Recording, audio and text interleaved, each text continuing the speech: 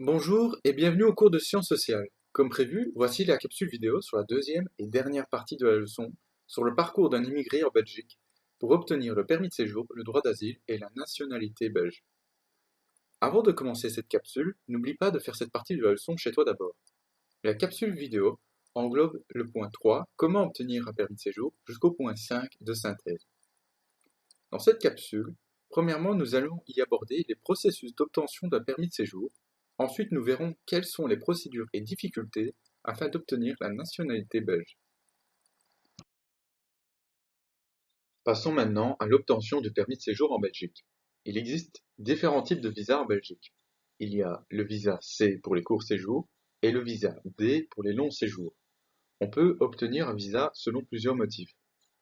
En Belgique, les trois motifs de demande de visa les plus souvent rejetés sont le regroupement familial, les visites familiales et les raisons médicales. Le motif de demande le plus souvent accepté est le motif professionnel. Quand on compare la Belgique et les autres membres de l'espace Schengen, elle n'est pas plus favorable que les autres membres. Elle a un taux de 15% de refus de visa, contre 6% de moyenne des autres pays membres de l'espace Schengen. Il y a deux régions du monde où les demandeurs d'asile ont le moins de chances d'obtenir un visa long séjour. Ce sont l'Afrique du Nord et l'Afrique subsaharienne. Car premièrement, l'administration de l'Office des étrangers n'avertit pas s'il manque des données dans le dossier avant de le refuser. De plus, la qualité des dossiers de demande de visa est de plus en plus médiocre.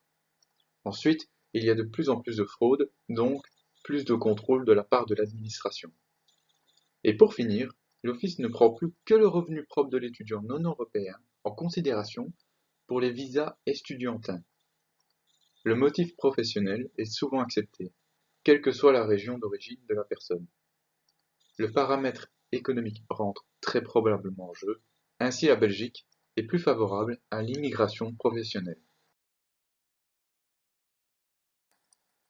Qu'en est-il de l'obtention de la nationalité belge? La loi sur l'acquisition de la nationalité belge a évolué depuis les années 2000. Entre 2000 et 2012, la Belgique est l'un des pays européens les plus favorables à la naturalisation. La seule condition était que les étrangers résident 3 ans en Belgique. Mais en 2012, la Belgique durcit le ton. Il faut réunir maintenant 3 critères. D'abord, il faut avoir résidé au moins 5 ans sur le territoire. Ensuite, il faut connaître une des 3 langues nationales.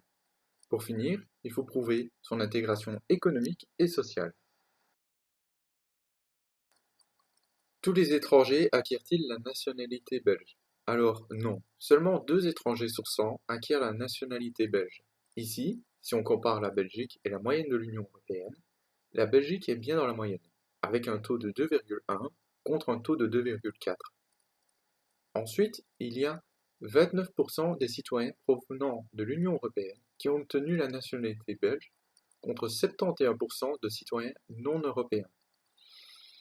Cela s'explique par le fait que les immigrés européens ont déjà un passeport européen et les droits qui vont avec.